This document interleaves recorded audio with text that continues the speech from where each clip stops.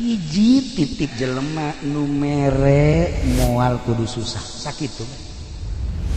jelema nu mere moal kudu susah tancepkeun ka jero hate tanamkan di jero hate lakeun di jero hate jeung kudu daek bura beres salila hirup sebab ieu dunia teh bakal ditinggalkeun geus lamun ku urang dibikeunan engke bakal kapagih jaga di akhirat nya cak guruna teh jelema anu mere mual jadi susah mual susah ku mere akhirna manehanana ibadah di anyar keur carita anyar heula ibadahna nya nama lain sekedar di darat di mana beres ngaji ka laut di laut jangkar dikahandapkeun mancing ongkoh ngajaring ongkoh tapi sholat ge di luhur parahu terus bae jasima luar biasa lamun urang nyaritakeun sholat di parahu aya nu masantren cara urang kieu teu kaget aya modal ieu ndek kumaha coba sholat di parahu ayo ya di darat ge carang ngomong di parahu da ieu di parahu ge sholat bae ya Allah ya Rabbi mancing dengan sakadar zahirna we hungkul mancing rek menang rek henteu ngan lamun bener-bener teu meunang di akhirnya ngadoa ya Allah ya Rabbi ulah datang ka abdi poos ieu balik teh hiji dua mah bere ieu abdi jasana jang abdi jang fakir miskin lauk nonjol sorangan mancing mah rek menang rek henteu sebab nyanana salat di luhur parahu tapi rek balik lauk nu mana bae hayang diala hayang dibawa sebab lauk eta kan boga aambeula saha ieu nu mancing saha ieu nu di luhur parahu pasti ieu aing teh digunakeun mangpaat disodakohkeun didahar ku balerea haju dipake ibadah lauk ge hayangin tah ieu karena jasim satu ketika di jasim asal maghrib memeh maghrib keluar dina laut maksudna geussan mancingna sebabnya jadi imam maghrib satu ketika ieu aya angin henteu bisa mendarat di laut bae masyaallah Gusti abdi teh imam di masjid teh di darat teh lamun eueuh abdi meureun jelema teh paburia ya Allah ya Rabb sementara angin terus bae niup teu bisa mendarat terserah Gusti abdi mah sebab abdi mah ieu teh diparentah ku Gusti ka modelanana Ki Jasim di masjid ngimaman aya di laut aya deuh lamun urang bisa kitu nyandung urang geus ya pokona mah moal kanyahoan ku nu kolot di nu kolot aya di nu gora terus Haji Agus kula minta jampena kae heula Gus tenang heula nu kos kitu mau malaka diturunkeun tuh ya ieu Jasim luar biasa Jasim Masya Allah nah satu ketika anjeunna ngadenge di darat teh budak leutik ceurik aya tiluna nu ceurik teh ditanya emakna bi ieu kunaon budak careurik hampura Pak Jasim kunaon ti kamari budak ieu lapar candahan Masya Allah atuh lain bebeja cek manehanan lauk anu menang di laut langsung dibikeun kabeh keunda didahar bahkan manehanana manitip di besi aya jelema-jelema nu kalaparan anu hese dahar bebeja ka kaula insyaallah kukula dibantu percis ku siapa kita mah kitu mun aya anu cerik bebeja ka kula asal nu cerikna umur 17 tahun cewek deui wah bengkol bae jelema heran aing mah tah ieu lah Jasim akhirnya Ki Jasim teh terkenal di daerah anyar teh baheula mah sudi mampir keneh ditaluturkeun ku urang dina boga elmuna naon sih Pak Jasim Kiai Jasim hiji beti guru nu mere moal miskin moal susah ku sebab mere eta beti guru kula dipraktekeun ku urang dinya boga saeutik bikeun Masya Allah muyah mayah berkah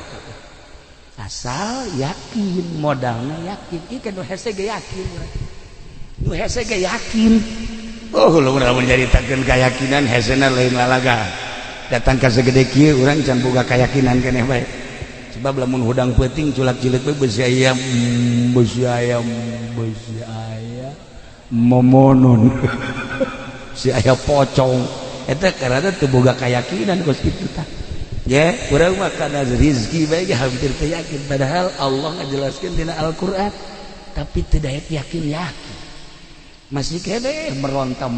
kene tah ieulah jasim kita luturkeun ku urang dinya berarti ngamuridkeun ilmu nu dipraktekeunana jelema mere moal miskin nu mere moal susah sakitu bae akhirna muridna loba geus loba muridna nyana ka Mekah berangkat balik ke Mekah Masya Allah ingin masjid di Anyar tah masjid nu pertama ngabangun di Anyar eta ngaranna Jasim mantap beusi aya jalan Haji Jasim kuari geus apal dong beusi ente ka Anyar ieu teh aya jalan Buyut Jasim eta manehanan nah eta Jasim teh lantaran ngabangun masjid urang dinya nyebutna Anyar Masjid Anyar nu tadina ngaranna sudi mampir kuari ngaranna Anyar hiji sababna jalan menang denles nomor kedua sababna menang Abuya Jasim nu indah deui Dasim mah di Pandeglang kehebatan Dasim ibadahna nya nama di leuweung bae naik ke tangkal kayu sholat di luhur tangkal kayu wih hebat jasa ngadengina mah urang ngeunaheun si ieu ge sok naik ke tangkal buah batur deh beak kabeh naik tangkal kalapa beak buah beak entek si ieu mah kos kitu beungeutna kucem kadeulna ieu Dasim istimewa ibadahna zahiran wa batinan madak di Pandeglang mah istimewa sebenarnya mah Kiai Zohir Ambalaya Kiai Batin ge loba Kiai Zohiron wa Batinan Ambalaya Pandeglang baheula mah urang Tangerang urang Bogor urang Sukabumi urang Cianjur masantren teh lamun encan ka Pandeglang can anggus sebab di Pandeglang mah loba ulama Zohir Batin pokona hebat bae Ki Dasim mah sebab manehana mah nyandung opat lamun ka mamana ieu pamajikanana ngabring opat 3.000 dana babageur lamun nu ieu ngalahirkeun ditungguan ku nu tiluan lamun anu kadua ngalahirkeun nu tiluan ieu nungguan ngaropean Masya Allah mang nyangungkeun mang nyeseuhkeun dongengna bae urang resep kitu teh bisa mantep ieu Dasim aya di Pandeglang aya hiji jawara urang Tangerang nyabaklah ka Kiai Prawira almarhum almaghfurlah kasekong bebeja mal dibejakeun ngaranna sebab eta anak insuna loba keneh ayeuna bebeja mama abdi malah embung elmuna naon hayang ilmu naon tuh hayang ilmu bisa nyandung ulah sia nyandung mah engke eungap ieu dunia nu sakieu legana bakal karasa eungap nyawa sia kolong leuit eungap nyandung leuwih eungap tibatan cicing di kolong leuit sempit sia karasana imah na ngabangun urang tapi urang agag-agagan di kadinya imah nang urang mobil nang urang tapi ketika urang dek balik aya eueuhnya tah leuwih serem tibatan sepaan eta lamun nu kolot nu ngora mah biasa bae sih indah bae maung leuwih tibatan maung nu kolot lamun geus manyun bae ge waduh hareuda komo lamun geus jebris waduh jantung murang cek Mama Prawira ulah lah mun bisa mah ulah teh kula mah ya hayang nyandung menta jampena dibere kieu jampena nya ieu dengekeun ku kabehan lamun orang ngala wudu ti zuhur wuduna eta kudu ditandean dina ember asar tandean dina ember cek Mama Prawira maghrib isya subuh serius haju lamun haju aya kalapa hejo papas luhur jeung handapna bolongan saeutik setengahna inum ku urang setengahna deui cokot cai teh ember anu meunang wudu tadi hijikeun ka dinya haju tutupan bacaan ku maneh engke inumkeun ka pamajikan maneh ngan babacaanana moal dibikeun sakitu atuh sia nyarandung kabeh ieu nu bahayana ya sia medit-medit mun kitu boga duit nyandung tah ieu moal dibikeun ieu carita Mama Prawira we akhirna dibacaan bener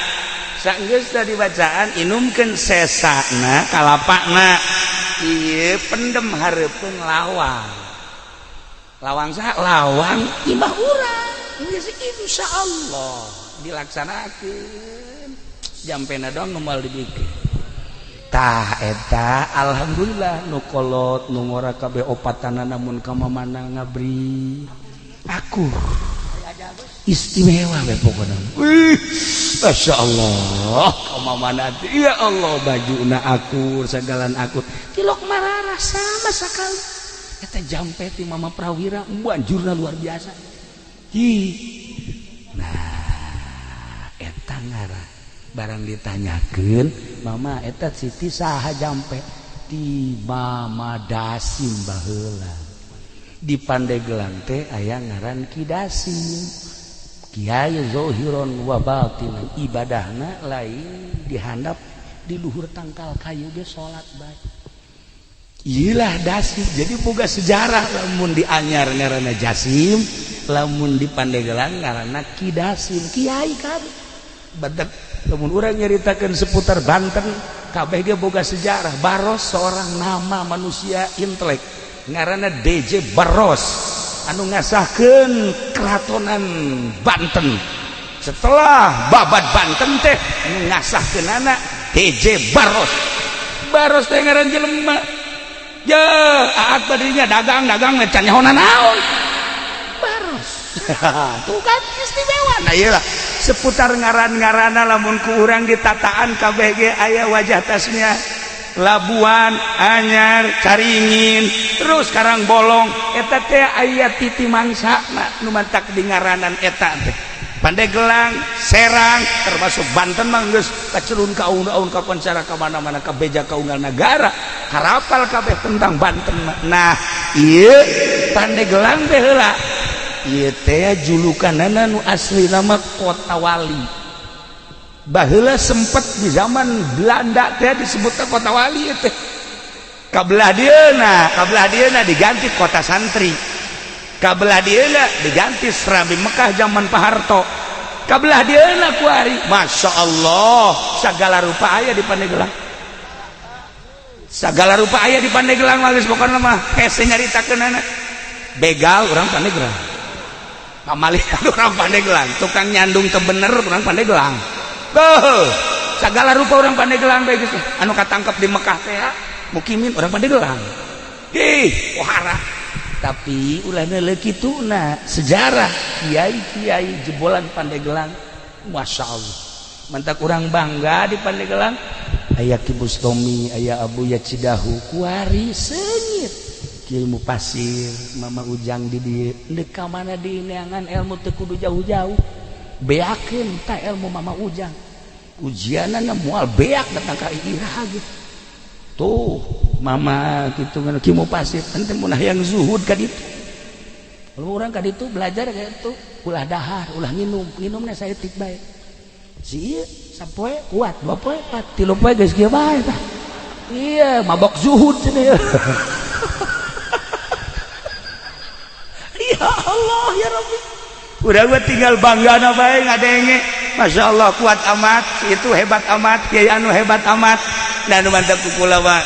tanpa sepengetahuan kiai-kiai anu bersangkutan kula mah penting sok kadoakeun kemudian dihadiahan nu nyaho kabeh ge nu mantap cara rintaheun sebab kulana sok kirim Fatihah ka ieu ge sok ila hadatir ruhi fendi al-Fatihah geus bae gitu asa geus paeh tapi itulah para jamaah kaum muslimin wal muslimat rahimakumullah, keistimewaan kidasim teh lain sakadar nyandung, tetapi nyana horenganan seorang bengkong. Nu mantap di Pandeglang mah ilmu bengkong teh aya loba. Tuh pengkong, lamun di Garut bengkong, lamun di urang pengkong, lamun ieu mah pengkor, beda setik lah. Tak eta teh keistimewaan kidasim teh bisa nyepitan, bisa nyundatanana babacaanana tuh baheula kula boga babaturan diturus itu ya almarhum Kiai Haji Hasim kabelah dia bareng jeung kaula di Garut Kiai Haji Tatang eta ilmu pengkong nama aya tadi dia diturus tah bahkan loba nu ngaralep tapi kidasim mah nyana mah kidasim lamun nyaba aju aya budak hayang disudatan kadia dicekal doang gitu make ieu doang simpreng beres make curug doang simpreng beres langsung. Hebat tak kidasim dakwah teh ya lain sakadar ngaji lain sakadar ilmu batin kajandung nyandung punyana didakwahkeun encan sampurna lalaki lamun can nyandung sakitu kapan tah gitu kan asal bisa jampena lamun teu bisa jampena ya ulah daripada haji urang agag-agagan balik ke mana ya ieu balik ke mana ya ieu imah nangieun nyana isada di Sisamling tempat eta teh beres tah ieu kidasim teh pandai nyundatan haji nyundatanana mun keur teu mawa alat cukup make curug we ya Allah ya Rabb pernah sih ge nyundatan di talian manya nyundatan di talian beres nyundatan bentak teu bentak kieu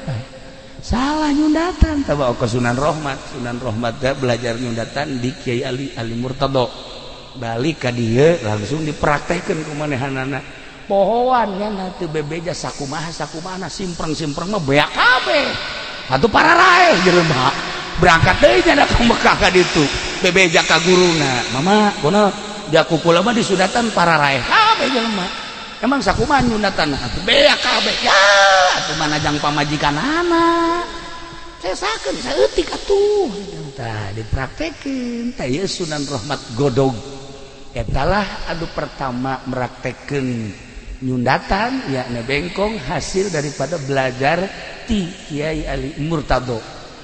Mekah. Nah dia dilanjutkan ku kidasim. Jadi kidasim teh boga sejarah hiji ibadahna lain di masjid lain di musola di luhur tangkal kayu ge terus bae ibadah. Nomor kedua pamajikanana opat tilok ribut. Nomor katiluna bisa nyundatanana tilok ceurik budak teh jeung tilok getihan cukup simpreng beres ya Allah mun ditolak alam teh kakaraket tolak budak terus beres sudah karaket tolak beres kehebatan kidasim ya Allah ya Rabbi luar biasa Pandeglang teh boga sejarah istimewa lamun urang nyaritakeun ahli batin di Pandeglang almarhum Abah kula sok dongeng ketika masanten di Prakiwai Kiprewira sok milu sekong sok milu jamiahan Kaki Abdul Halim sok tukang mawa kitabna kitab Mama Sekong eta teh nu diajina mah Jamul Jawame beja cak Abah teh kos kitu jadi berarti lain sambarangan tah Ki Abdul Halim memang kumaha Ki Abdul Halim mah teu kukubah ngan sakadar hebat mamanehanana pernah satu ketika nyana lempang di jalan kereta tasbehna murag di jalan kereta eta kereta nguik-nguik kan teu bisa maju aya tasbehnya mah wih eta masinis kaget ieu aya naon ieu teu bisa maju bareng ditempo aya tasbeh sieun kabeh nyekel tasbeh eta sieun nyekel tasbeh barang ditingali tuh nuanieun ieu tasbeh tadi nu liwat mah Kiai Abdul Halim kadinya teh digerokeun bae ya ki oh bener cenah terus we ditingali heuh ieu tasbeh kula dicopot kareta maju deui coba tasbeh sia coba aing nyaho ya Allah ya Rabbi da ieu para jamaah kaum muslimin wal muslimat rahimakumullah kitu rek nyaritakeun ngaji sim geuring mah lantaran isin ka kiai-kiai di dieu wirang ka ama cacak-cacak ama masih kuring ya insyaallah meureun hiji hadis dua hadis lah aya nu apal ngan kulantara deui aya ama taaduban ka ama embung lah maningan dongeng seputar eta bae kalayan inayah ti Gusti Allah alhamdulillah khusus nasim kuring umumna urang sadayana dina wengi ieu tos aya catetanana kedah kempel di dieu ngareah-reah dorong doa ka Kiai Haji Jamaluddin padahal sim kuring tos wanti-wanti haji bisi aya anu ngundang ulah ka Aad DJA DJA Duren Jatohan Haji Aad ulah mun aya nu ngundang muhun cenah cek Haji Jamal teh muhun prakjana nu ngundang puguh geus diwanti-wanti ulah tapi nyana ngundang kekeh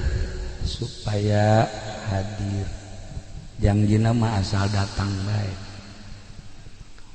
tapi ieu haju ngaji di dieu maksud azamna mah terek naos terek ngaji terek manggihan Kiai Haji Jamal henteu jasa dek naon tuh kapanggihjeung nyana ieu mah maksud azamna mah kapanggih hayang pendak sareng ama sebab mama teh ama teh ieu murid mama sempur urang geus teu kapendak teu kapanggih jeung mama sempur aya muridna sarua mama Ujang asa kapanggih jeung mama Bakri tuh rubadak ge langsung ka di simkuring teh soa cukup sakitu ge padahal mah tadi terek balik dan kulantahan can dahar aju dahar heula nah geus dahar aju ngaji padahal mah cukup pendak sareng mama Ujang oge sebab eta nu dimaksudna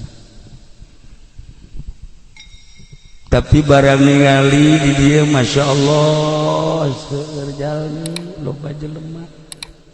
kadaleuna masih jelema wallahu a'lam kadang-kadang aya anu kasep beungeutna hatena jore aya anu beungeutna jore hatena jore eueuh pupurieun tah mah sieu modelna tah mah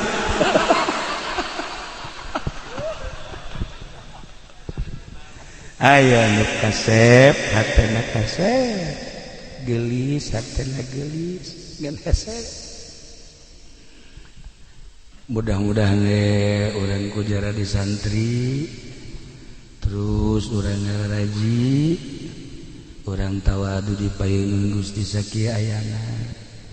beungeut mah teu jadi ukuran sapira di dunia tapi hate hayang pisan bersih bening meureun nu mentak ngararaji teh hayang bersih hate supaya ulah wawuh jeung bupati supaya ulah wawuh jeung Kapolres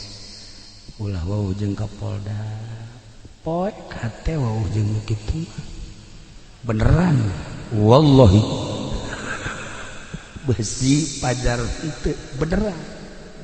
harinya nama wawuh ka urang eueuh masalah yang penting mere duit tuh siapa kan tungtuna jore kan bupati wa pemerintah wawuh jeung urang presiden sekalipun eueuh masalah tapi urang ulah wawuh jeung manehanana da Haji Pendi mah sabalikna bupati teu wawuhun nyana nu ngangsong-ngangsong mentak tadi ge siga jelema padahal juri kan nu jelas balas satutung di dunia mah sarua pada manusia nu jadi pejabat pedagang, petani, kiai, santri ujung-ujung nama hayang menang ridho Allah subhanahu wa ta'ala rek ngaji naon simkuring di dia jadi dia mah kiai hungkul komo ningali ama mah hese urang mun cara penca dek ka mana ngajurus ngajotos ka mana ka tangkis tuh kan ieu bapan bebejana jago penca teh ye si ieu teh ka kaula teh lu menjaritakeun penca besi bisa Cimande tamat kalau ngampi aya kalau ngampi sok ngerembel di siapa aya tapi pernah ngajungkel ku Haji Salim lalagaan ngusruk cekulat itu penca mana ya Allah horenganan sebuah pengakuan mata-mata jadi ukuran terjadi ukuran atuh horenganan teu becus nanaon Masya Allah sigana we gagah make jas duit mah teu mawa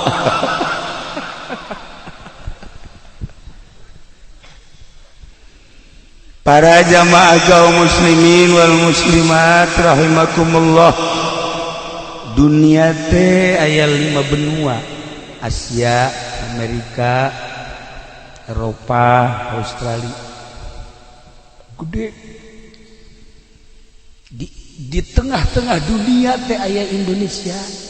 Masya Allah terkenal ke mancanegara di Indonesia teh aya Pulau Jawa di Pulau Jawa teh aya Banten di Banten teh aya Pandeglang beuh mantep ternyata Pandeglang teh lain sekedar tenar di Indonesia di Belanda teh tenar di Perancis tenar di Inggris tenar pokoknya masyhur kurang Pandeglang teh maling tenar bisaan orang Pandeglang maling naon cenah kiai maling daging aya mencit kebo orang Pandeglang makan terkenal nu mencit kebo di Mekah teh nu mencit munding mencit sapi orang Pandeglang orang Arab ge bingung nu kuduna 2 kintal kok jadi sakintal eta lah hebatna orang Pandeglang Masya Allah maling ge ka Mekah kamu di Mekah ge maling terus upahana Masya Allah ditanya kunaon sia maling teh udah deket Baitullah babari istighfar tolong meureun nya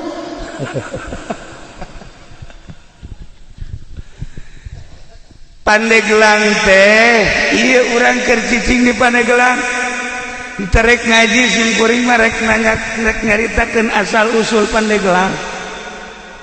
di Pandeglang teh aya hiji jelema sakti mantraguna weh moal aya tanding ngaranna Ki Buyut Papak Ki Buyut Papak teh moal aya tanding lamun gelut moal aya tanding lamun ngamasalahkeun masalah kiai kakiaian aya di manehanana kajawaraan aya di manehanana Ki Buyut Papak teh boga kaistimewaanana mun dibeulem teu teurah urang Pandeglang mana mantap Ki Jamal ulah sambarangan eta oke beres acara urang beulem coba moal teurat lah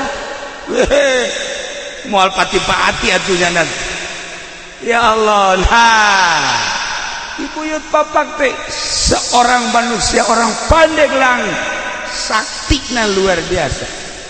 kabelah dia na tanding masalah tanding gelut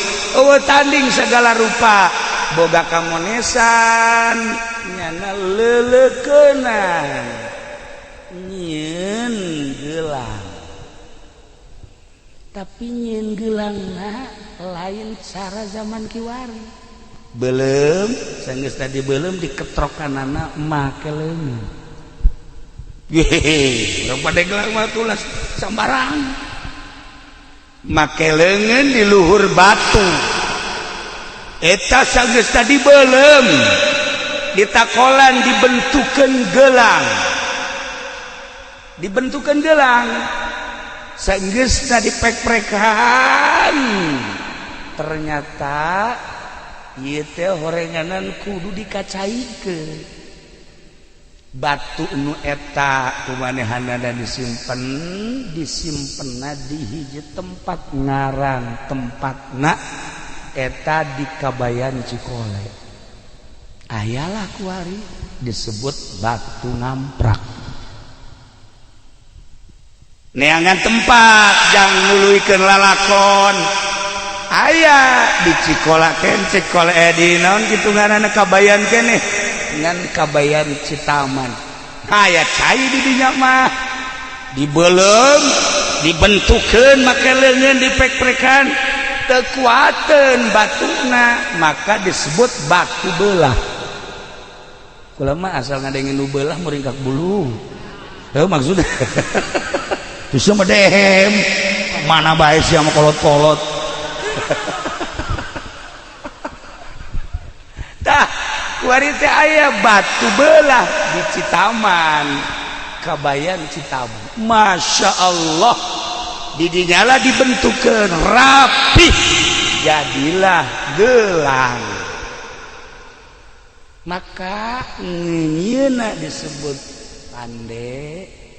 mande gelangna gelang. Zaman harita langsung anjeunna lapor ka Syekh Maulana Hasanuddin diiring ku 5 jelema. Syekh Maulana Hasanuddin almarhum al-maghfurlah Kudisa sirruh, ya Allah ya Rabbi, kaget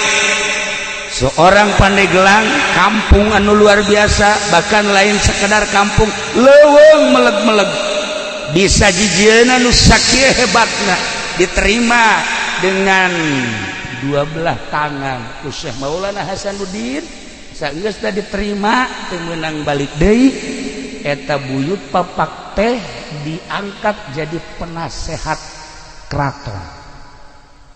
Jadi boga sejarah lain lalagaan, maka Pandeglang teh disebutna Panegelang. Lantaran zaman harita mah masih kena aya Belanda dilempengkeun Pandeglang. Sebab baheula Belanda mah loba pandendres, pande dan lain-lain sebagainya. Nah, iyalah asal usul Pandeglang. Cek sakaol mah lain kitu. Syarif Hidayatullah teh nyerang Banten, babat Banten nu dititik beratkeun ka Syekh Maulana Hasanuddin pada tahun 1525 berhasil Banten teh dikuasai ku Syarif Hidayatullah tahun 1570. Maka Syekh Syarif Hidayatullah teh nitipkeun Banten sebab geus selesai. Kaselesaiana saur Syekh Syarif Hidayatullah, alhamdulillah Banten geus jadi milik urang. Terus sampekeun ka Lampung. Belah dituna Brebes, Tegal. Lain letik-letik keraton Banten teh di Brebes, di Tegal, belah dituna Lampung. Masya Allah, Pajajaran teh ieu teh beunang ku Banten. Maka cek Syekh Syarif Hidayatullah ieu ngaranna Peniglang. Peni teh nyambung, gelang teh gelang nyambung gelang, bahasa kinayah. Maksudnya nyambunglah perpolitikan, nyambunglah perekonomian, dibangunlah ku Syekh Syarif Hidayatullah perpolitikan atas nama Banten jeung perekonomianana. Maka Banten teh boga Pandeglang lain letik-letik sejarah. Hebat Pandeglang teh, teman-teman bangga orang jadi orang Pandeglang. Boga sejarah dibaca lain sekedar ku orang Serang, lain sekedar ku orang Banten, dibaca di Belanda, dibaca di Jerman, dibaca di Perancis, dibaca di Inggris. Pandeglang teh sejarah internasional dengan nama Pandeglang seperti itu. Wah, Pandeglang. Tapi cekaruhuna lain kitu Pandeglang teh. Pandeglang teh sawarehna nyebutkeun ieu teh maksudna dedelean anu jelas bahasa dedelean anu jelas teh negla di Paneglang teh aya hiji lembur ngaranna eta Sang Hyang Herang. Sang Hyang Herang kudu ka amat tah menyebutkeunana. Nanya na bangsa ke modal kos kitu moal nyaho cenah tuh. Di mana lembur Sang Hyang Herang teh? Di dinya teh aya batu. Daerahna rada pasir. Di mana? Herang. Sang Hyang Herang. Itu nyaho jepes ya. Itu sejarah sih bakal ditembak orang Prancis ya. Di mana? Sang Hyang Herang. Di dinya teh rada pasir. Didinya aya batu gede batu teh diesian ku 4 jelema juruna teh lamun urang kadinya negla katempo ke arah utara ke arah barat ke arah selatan timur maka disebutna negla siapa lamun hayang negla dedelean tak ka Sang Hyang Herang luar biasa maka kolot nyebutna tuh di Paneglaan mun hayang ngeuleuh ka mana-mana tuh Paneglaan na eta teh bahasa karuhun Sang Hyang Herangna bahasa karuhun peninggalan karuhun haju bahasana ge tuh Paneglaan cek karuhun geus Paneglaan teh dilempengkeun jadi Pandeglang tilu sia mangajina masyaallah nyoret bener tuh tuh kan iyalah Paneglang Masya Allah iya sejarah lain sekadar dibaca di Indonesia tapi dunia Masya Allah masih kene ya riwayat-riwayat tentang wajah tasmiyah Pandeglang cuman nu dua deui dianggap dhaif nu tilu eta mah mu'tamad ente coba ke perpustakaan Belanda bakal aya mun kukura dibacakeun bahasa Belandana ente kaget aya bahasa Inggrisnya pasti kaget moal aja aing bahasa Inggris teh nu nyaho mah ngan I love you doang iyalah Pandeglang eta sakadar wajah tasmiyah istimewa eta buyut papak teh hirup di keraton jadi penasehat Syekh Maulana Hasanuddin saat kita nu leuwih hebat deui di Pandeglang teh aya hiji kiai ngaranna Dasim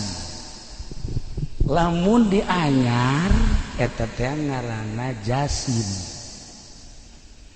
baheula teh Anyar teh lain Anyar eta teh Sudi Mampir baheula teh disebutna Anyar teh Sudi Mampir ketika Herman Danles ngebangun jalan disebut Anyar Panarukan setelah selesai jalan urang dinya teh nyebutna anyar jalan anyar buatan Danles nah ieu teh katelah bae orenganan eta teh bahasa anyar teh di zaman Danles jadi kuari kasebut teh anyar cek sakaoma lain kitu aya hiji jelema ngaranna Kiai Jasim Kiai Jasim teh menguasai ilmu zahir batin gawenangan sakadar ngalalauk kalaut boga guru mursyid sageusna meniti dengan sulukna jadilah manehana seorang manusia nu berderajat hiji titip guru mursyidna ngan sakieu hiji doang cek guru mursyidna jelema nu mere moal kudu susah sakitu jelema nu mere moal kudu susah tancepkeun ka jero hate tanamkan di jero hate lakeun di jero hate jeung kudu daek bura beres salila hirup sebab ieu dunia teh bakal ditinggalkeun geus lamun ku urang dibikeunan engke bakal kapagih jaga di akhirat nya cak guruna teh jelema anu mere moal jadi susah moal susah ku mere akhirna manehanana ibadah di Anyar keur carita Anyar heula ibadahna nya nama lain sekedar di darat di mana-mana beres ngaji kalau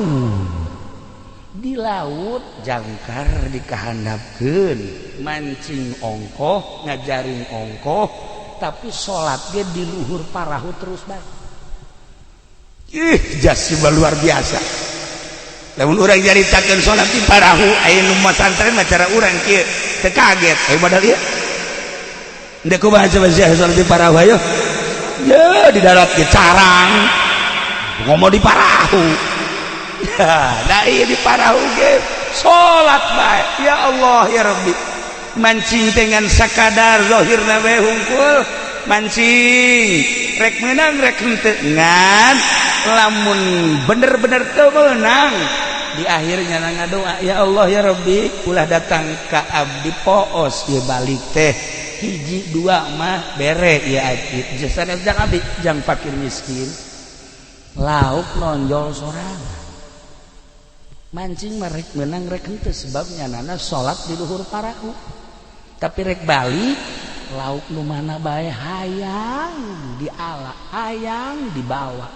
sebab lauk eta kan boga aambeula saha ieu nu mancing saha ieu nu di luhur parahu pasti ieu aing teh digunakeun mangpaat disodakohkeun didahar ku balerea haju dipake ibadah lauk ge hayangin kula kamari mancing jeung ieu ya beneran nih alal hak mancing Masya Allah barang mancing mulung gede sagesa menang suraknya ragak deui lauk emas anu kira-kira 5 kilo teh ragak deui nyana kieu bae nanya ka kaula kieu kok ragak deui atuh lauk teh boga aambean tolol atuh nyahoun nyana ge aduh teu sambarangan lauk teh waliullah mah lamun mancing lauk rabeng solihin lamun ka laut lauk teh hayang dibawa ai si ieu mah lauk nu geus aya ge gocokok indih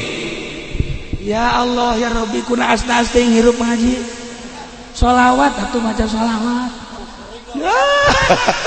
tah ilang karana jasim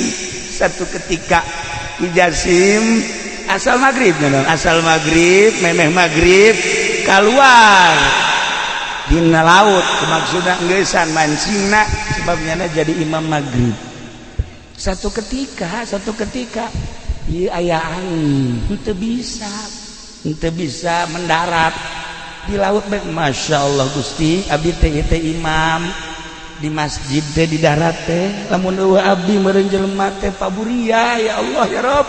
sementara angin terus bae niup teu bisa mendarat terserah Gusti abdi mah sebab abdi mah ieu teh diparentah ku Gusti ka modelanana Ki Jasim di masjid ngimaman aya di laut aya urang bisa kitu nyandung urang geus ya pokona mah moal ka nyahoan ku nu kolot di nu kolot aya di nu gora terus Haji Agus ka kula minta jampena kae heula Gus tenang heula nu kos kitu mau malah diturunkeun tuh ya ieu Jasim luar biasa Jasim Masya Allah. Nah satu ketika anjeunna ngadenge di darat teh budak leutik ceurik aya tiluna nu ceurik teh ditanya emakna di ieu kunaon budak careurik hampura Pak Jasim kunaon ti kamari budak ieu lapar candahan Masya Allah atuh lain bebeja cek manehanna lauk anu menang di laut langsung dibikeun kabeh kena di dahar bahkan manehanana manitip di besi aya jelema-jelema nu kalaparan anu hese dahar bebeja ka kaula insyaallah kukula dibantu percis ku siapa kita mah kitu mun aya anu cerik bebeja ka kula asal nu cerikna umur 17 tahun cewek deui wah bengkol bae jelema heran aing mah tah ieu lah Jasim akhirnya Ki Jasim teh terkenal di daerah anyar teh baheula mah sudi mampir keneh ditaluturkeun ku urang dina boga elmuna naon sih Pak Jasim Kiai Jasim hiji beti guru nu mere moal miskin moal susah ku sebab mere eta beti guru kula dipraktekeun ku urang dinya boga seetik bikeun Masya Allah muyah-mayah berkah asal yakin modalnya yakin ikan nu hese ge yakin nu hese ge yakin ulah menjadi takkeun keyakinan hesena lain lalaga datang ka segede kieu urang can boga keyakinan keneh bae sebab lamun hudang peuting culak cileuk bae beusi ayam momonon si aya pocong eta karana teu boga keyakinan kos kitu tah ya urang mah kana rezeki bae hampir teu yakin padahal Allah ngajelaskeun dina Al-Qur'an tapi teu daek yakin masih kene meronta kene tah ieu lah jasim kita luturkeun ku urang dinya berarti ngamuridkeun ilmu nu dipraktekeunana jelema mere moal miskin nu mere moal susah sakitu bae akhirna muridna loba geus loba muridna nyana ka Mekah berangkat balik ke Mekah Masya Allah ingin masjid di Anyar tah masjid nu pertama ngabangun di Anyar eta ngaranna Jasim mantak besi aya jalan Haji Jasim kuari geus apal dong besi ente ka Anyar ieu teh aya jalan Buyut Jasim eta manehanan nah eta Jasim teh ya lantaran ngabangun masjid urang dinya nyebutna Anyar masjid Anyar nu tadina ngaranna sudi mampir kuari ngaranna Anyar hiji sababna jalan menang denles nomor kedua sababna menang Abuya Jasim nu indah deui Dasim mah di Pandeglang kehebatan Dasim ibadahna nya nama di leuweung bae naik ke tangkal kayu sholat di luhur tangkal kayu wih hebat jasa ngadengina mah urang ngeunaheun si ieu ge sok naik ke tangkal buah batur deh beak kabeh naik tangkal kalapa beak buah beak entek si ieu mah kos kitu beungeutna kucem kadeulna ieu Dasim istimewa ibadahna zahiran wa batinan madak di Pandeglang mah istimewa sebenarnya mah Kiai Zohir Ambalaya Kiai Batin ge loba Kiai Zohiron wa Batinan Ambalaya Pandeglang baheula mah urang Tangerang urang Bogor urang Sukabumi urang Cianjur masantren teh lamun encan ka Pandeglang can anggus sebab di Pandeglang mah loba ulama Zohir Batin pokona hebat bae Ki Dasim mah sebab manehana mah nyandung opat lamun ka mamana ieu pamajikanana ngabring opat 3.000 dana babager lamun nu ieu ngalahirkeun ditungguan ku nu tiluan lamun anu kadua ngalahirkeun nu tiluan ieu nungguan ngaropean masyaallah mang nyangungkeun mang nyesehkeun dongengna bae urang resep kitu teh bisa mantep Kiai Dasim aya di Pandeglang aya hiji jawara urang Tangerang nyabaklah ka Kiai Prawira almarhum almaghfurlah ka Sekong bebeja mal dibejakeun ngaranna sebab eta anak insuna loba keneh ayeuna bebeja mama abdi malah embung elmuna naon hayang ilmu naon tuh hayang ilmu bisa nyandung ulah sia nyandung mah engkena eungap ieu dunia nu sakieu legana bakal karasa eungap nyawa sia kolong leuit eungap nyandung leuwih eungap tibatan cicing di kolong leuit sempit sia karasana imah na ngabangun urang tapi urang agag-agagan di kadinya imah nang urang mobil nang urang tapi ketika urang dek balik aya eueuhnya tah leuwih serem tibatan sepaan eta lamun kolot nu ngora mah biasa bae sih indah bae maung leuwih tibatan maung nu kolot lamun geus manyun bae ge waduh sareudah komo lamun geus jebris waduh jantung murang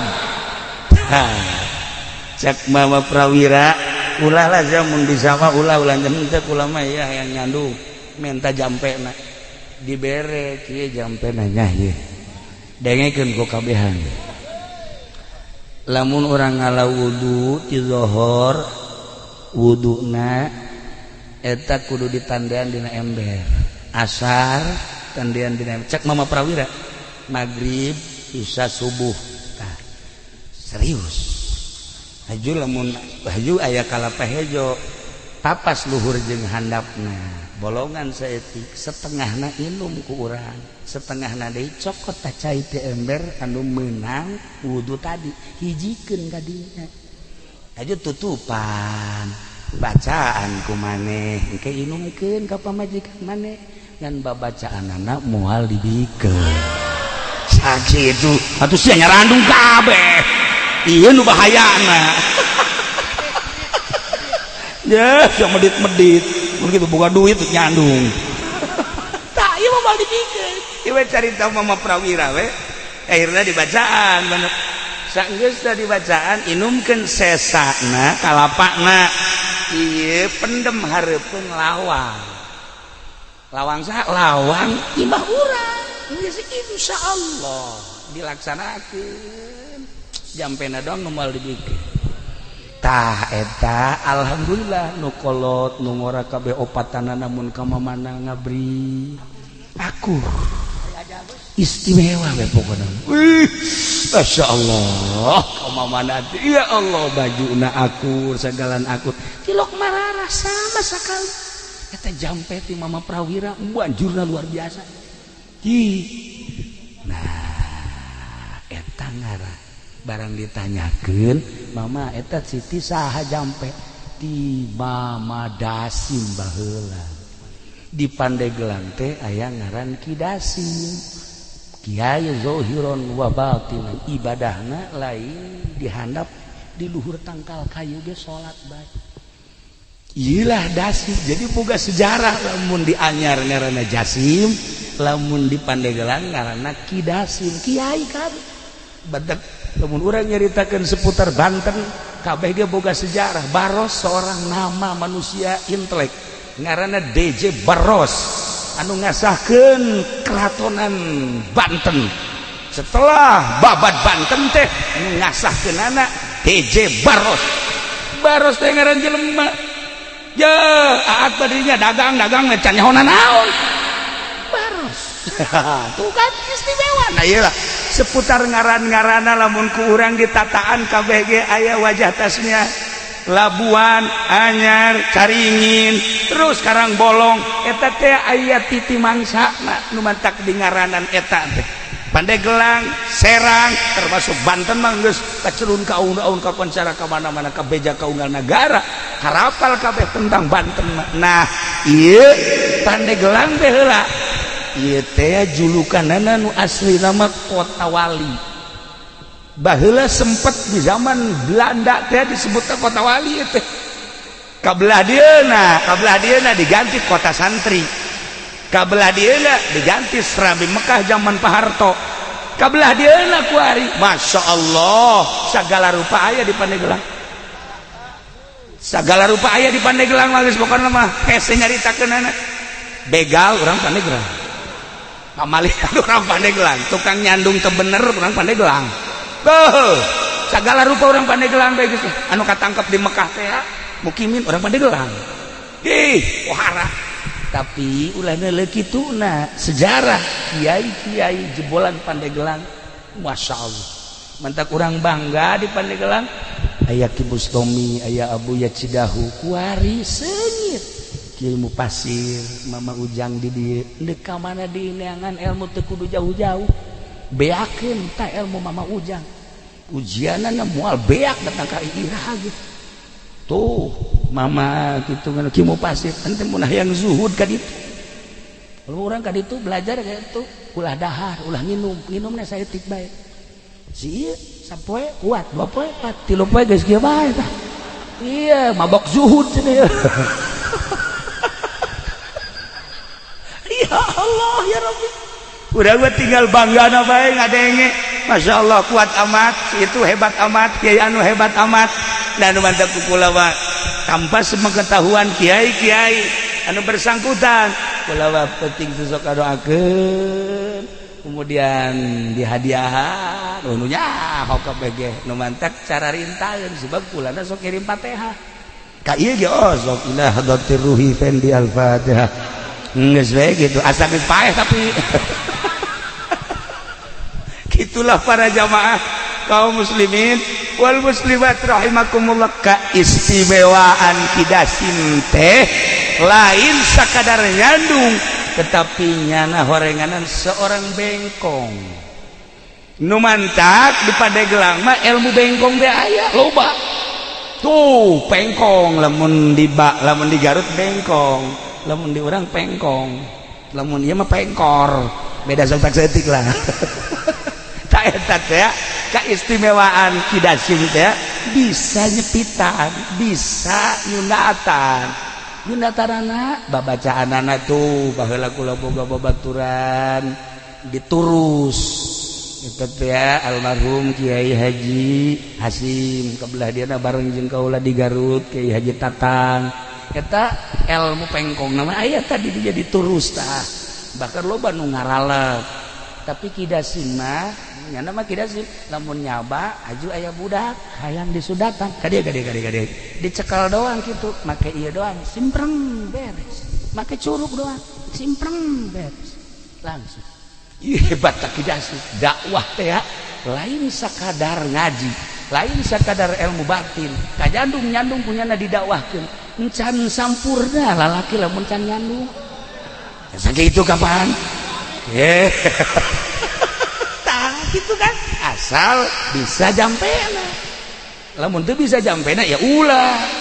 daripada haji urang agag-agagan balik ke mana ya ieu balik ke mana ya ieu imah nangieun nyana isare di sisamling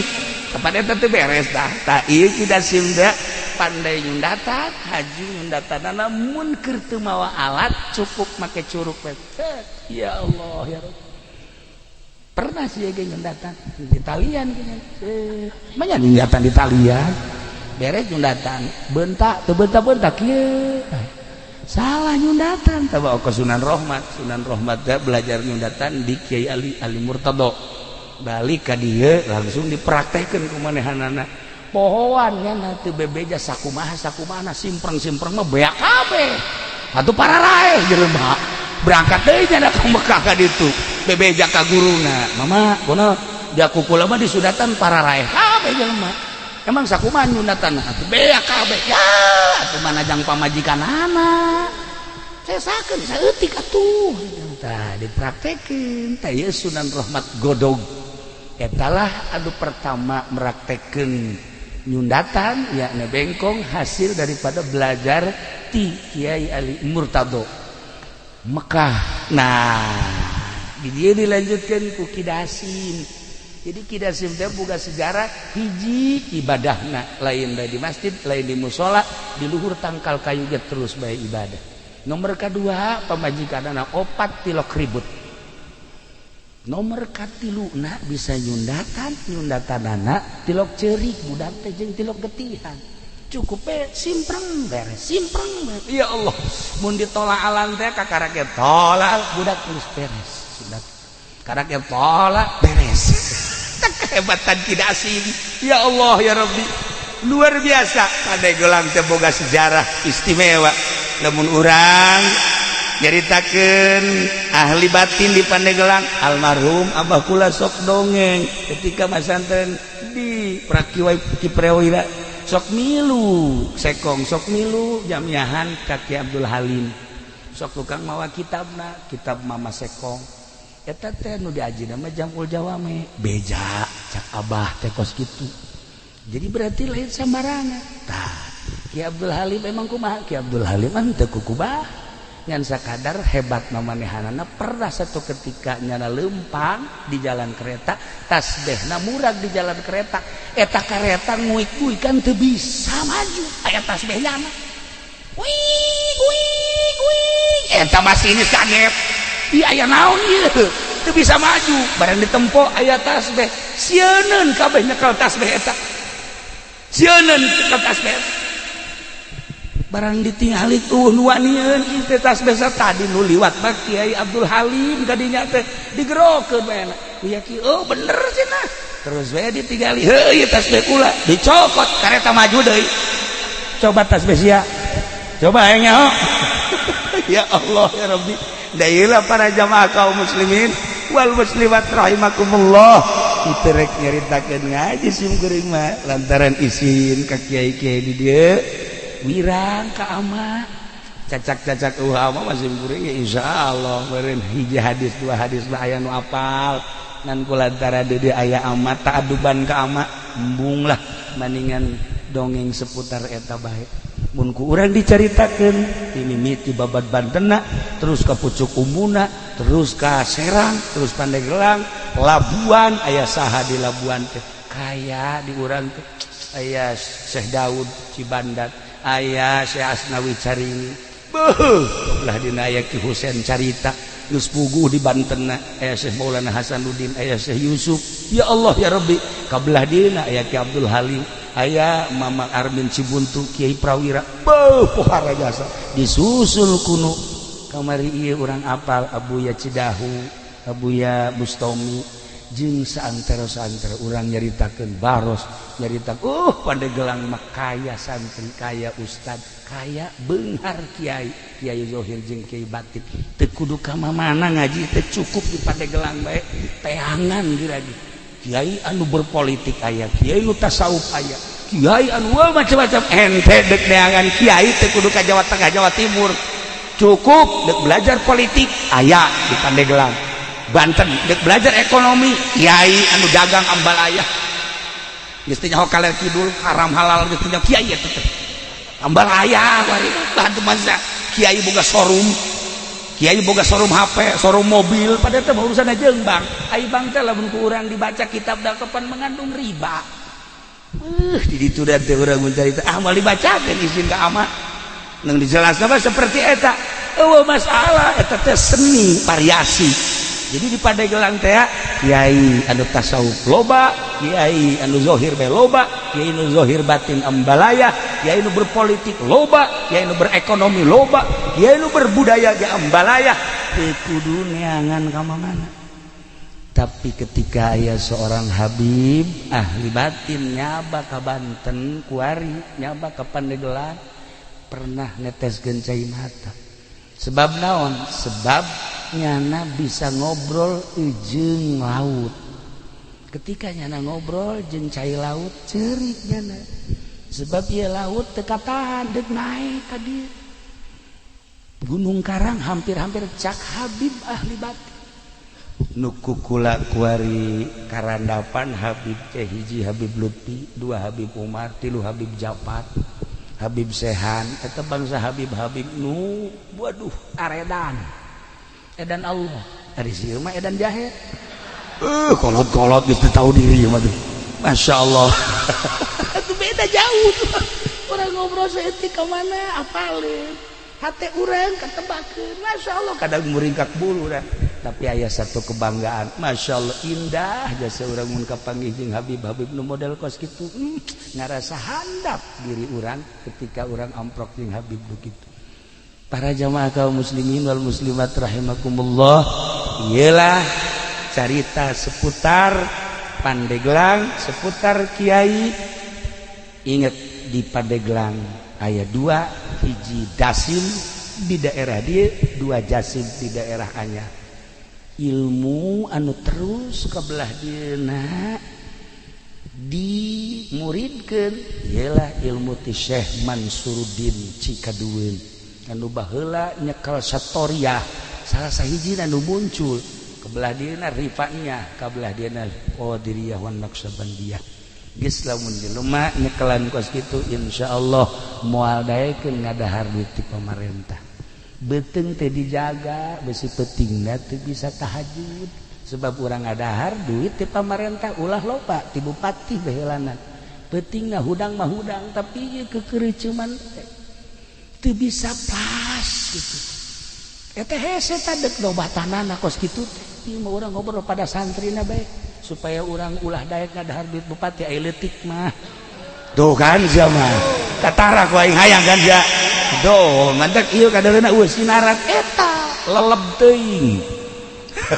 Itulah para jamaah kaum muslimin wal muslimat rahimakumullah moal dilanjutkeun cerita-cerita selanjutnya jeung ngaji nage geus teu kudu make hadis jeung Al-Qur'an cukup cerita seputar Pandeglang jang cecekelan urang besi aya nu can apal wajah tasmiyah titi mangsa tentang Pandeglang jeung aya dua kiai cikal bakal anu istimewa selain daripada ti Kesultanan Banten korenganan aya ngan ingat ieu keturunan Banten nu baheula mun asli ya tembak baheula ku Belanda sebab jelema nu asli keturunan Banten teh boga ruhul jihad anu tinggi anti Belanda teh nampak dicatat dina sejarah kiai anu anti Belanda nyawa taruhanana nah nu ngancak nu asli teh ka kampung teu nyebutkeun keturunan Banten teu nyebutkeun keturunan Cirebon sebab lamun kanyahoan zaman Belanda tembak dibuing seret maka dilanjutlah ku anu bangsa rada semis masalah nu aslina ge aya ngan nu bodoh maksudna zaman Belanda lamun nu pinter keturunan nu asli tembak tapi lamun keturunan asli bodoh masalah sebab naon moal aya jihadan sebab jihad ge moal didarajekeun nu hebat eta kan jelema na keturunanna istimewa kemudian ruhul jihadna pasti tinggi pinter ngomong sakecap dua kecap ditaluturkeun ku jelema perang teh ya ieu teh kumaha pemimpin urang lamun nyaritakeun baheula masyaallah Ki Ahmad Khatib terus ka belah ditu da sejarah-sejarah Banten urang teh tergugah hati terus di Banten mah moal eureun kuari Belanda teh nu paling ditinggali sa Indonesia hanya 3 satu Banten nomor kedua Makassar nomor katilu Madura 3 daerah eta mah geus bae orang Belanda per detik ieu masih kena naliti Banten Makassar Madura 3 eta mah geus lain lalagaan geus masyaallah sebab lawan aya andil orang Makassar di Banten aya andil orang Banten di Makassar aya andil orang Banten di Madura aya andil orang Jawa Timur bukan Madura Jawa Timur di Banten nu 3 eta mah persatuanana luar biasa nu mantak menang ge babat Banten dibantulah ku orang-orang tersebut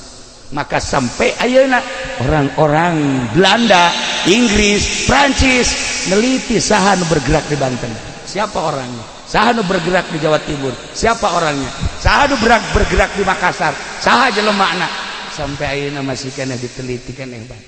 kitulah para jamaah kaum muslimin wal muslimat rahimakumullah simkuring ngarasa bingah biasanya baka dieu ngareurah ilqul surur ka rerencangan simkuring ieu teh kusebab Kiai Haji Jamal sok datang dari itu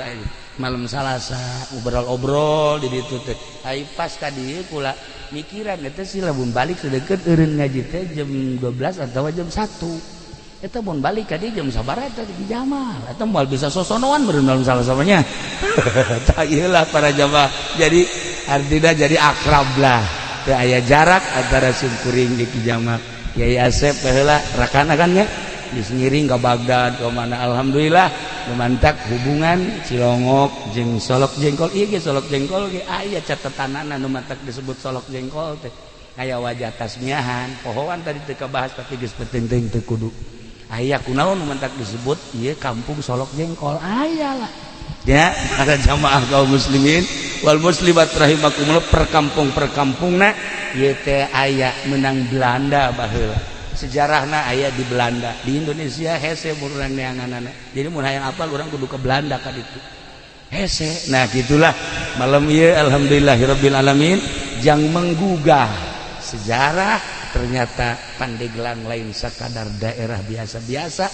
kaya dengan potensi-potensi anu berjuang di keagamaan sampai ayeuna Pandeglang tetap diperhitungkeun kiaina jeung santrina ulah dikira Pandeglang lamun geus turun we ka Jakarta wah urang Jakarta sarieun beak sapi beak pasar beak urang Pandeglang itulah ya jadi malam ieu sakadar membuka supaya tergugah hati urang-urang Pandeglang supaya neruskeun sepak terjang leluhur urang sepak terjang karuhun-karuhun urang anu ibadahna mun ditataan kiai-kiai aya catatanana di Labuan aya kiai sabaraha kiai nu hebat di Anyar sabaraha Caringin aya sabaraha terus ke belah dia ke Serang aya sabaraha Pandeglang aya sabaraha wah istimewa lupang lobana di Pandeglang di dieu gitulah seputar tentang Pandeglang hatunan kitu garada simkuring hapunten tina samudaya kalepatan sareng kakiranganana urang doakeun ama mudah-mudahan dibere kakiatan ku Gusti Allah Kiai Jamal sekeluarga mudah-mudahan dipasihan kanugrahan ku Gusti Allah kitu keneh keluargana Kiai Asep jeung sajabana sadayana mudah-mudahan aya dina rahmat Allah Subhanahu wa taala urang nu haladir di dieu di berbagai elemen mudah-mudahan sami-sami aya dina tangtaingan Gusti Allah Subhanahu wa taala doakeun simkuring insyaallah ngadoakeun urang pada silih doakeun dalam rangka lillahi kalimatillah sekemampuan urang pondok pesantren anu dakwah mimbar anu di pemerintahan anu di perekonomian hayu pada babarengan dakwah menuju ridho Allah Subhanahu wa taala terakhir putra Kiai Haji Jamal anu di sekitar urang doakeun mudah-mudahan janten jelema anu saleh bisa neruskeun ramana akina jeung uyutna ka dituna dalam rangka lillahi kalimatillah sakitu teh simkuring hapunten tina samudaya kalepatan sareng kakiranganana wallahul muwaffiq ila aqwamit thoriq